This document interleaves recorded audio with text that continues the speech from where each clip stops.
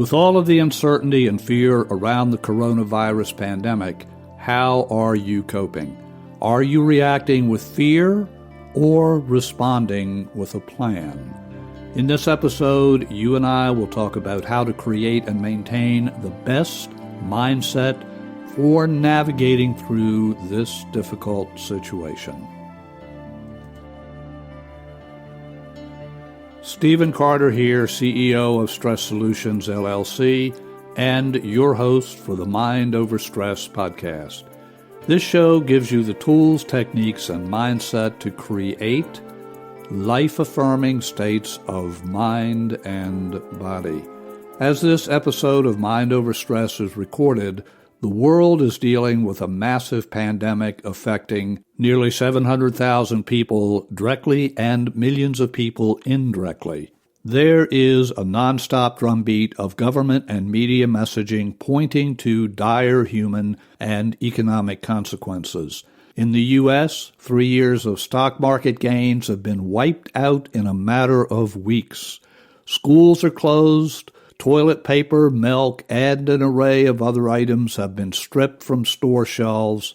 People are being laid off, and many who continue to work are doing so from their homes. In the U.S., the federal government has passed a $2.2 trillion relief package to help soften the economic blow. It is a challenging time for all of us. As with any major event, our brains are wired to ask, consciously or unconsciously, what does this mean for me? Initially, we may react with a strong fear response because of the confusion and uncertainty. After your initial shock, you may enter into even deeper disempowered thinking patterns marked by thoughts such as, this can't be happening, this is so unfair, whose fault is this? How could they allow this to happen? I'm going to starve, I'm going to die, we're all going to die, and so forth. You have undoubtedly seen posts on social media founded on fear and blame. I encourage you to look at the big picture of the coronavirus situation. This does not mean ignoring or minimizing the impact. It does mean looking beyond the headlines and social media noise. As I record this episode, the Johns Hopkins University Coronavirus Resource Center reports there are nearly 700,000 reported cases worldwide. Of those cases, there are slightly more than 32,000 deaths. In good news, nearly 143,000 people have recovered. The vast majority of those who have died had underlying health problems before contracting COVID-19. Some health experts suggest there is a larger number of people never tested who had the virus and recovered, thus making the recovery rate even higher. It's vital to continue taking needed precautions such as social distancing and other personal protection methods recommended by health officials. That is simply common sense. This does not mean we need to be frozen in place or stay stuck in a fear and blame reaction mindset. If we do that, you lose the ability to make the best decisions you can make given the situation you're facing. Why? Because when the brain perceives danger, physiological changes happen to include redirection of blood away from those parts of the brain where conscious thinking and reasoning occur. In addition, our immune and healing systems can be weakened. These are the very systems we need to help us prevent or fight COVID-19 virus. If you find yourself in a constant flow of disempowering fear and blame thinking, I encourage you to recognize what is happening. Stop, allow yourself to take a walk, engage in calm, deep breathing, and decide to ask yourself a few empowering questions to create a response mindset rather than a stress reaction mindset. Say to yourself, I recognize there are circumstances I can control, circumstances I may be able to influence, and circumstances beyond my control. Early on, focus entirely on those circumstances you can control.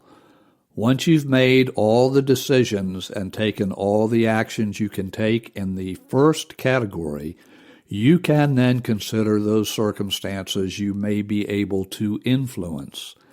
Give no thought or effort to circumstances beyond your control. This, in effect, means you're creating an action plan rather than reacting from a mindset of fear and blame. As examples, in relation to the circumstances I can control category, you can take action to ensure you have an adequate supply of food and other essentials. Make a list of what's on hand and then determine what's needed. This does not, by the way, mean you should go out and buy enough toilet paper to last for the next 3 years. Remember to include pet needs if that applies. The next item on your action plan might be having calm, supportive conversations with your children and perhaps others in your extended family.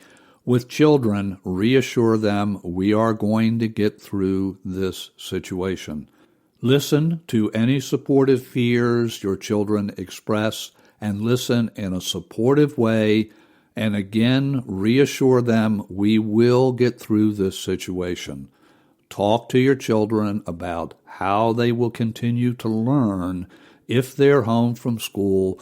Remind them about the importance of frequent hand washing and of social distancing when they're outside. Item 3 on your plan may be to make arrangements to create or improve an appropriate work-at-home environment if that applies to you. If you've been laid off, your next step may be to apply for unemployment or otherwise make the necessary financial decisions to help you through the coming weeks. I suggest you create a written plan and adjust that written plan as circumstances change.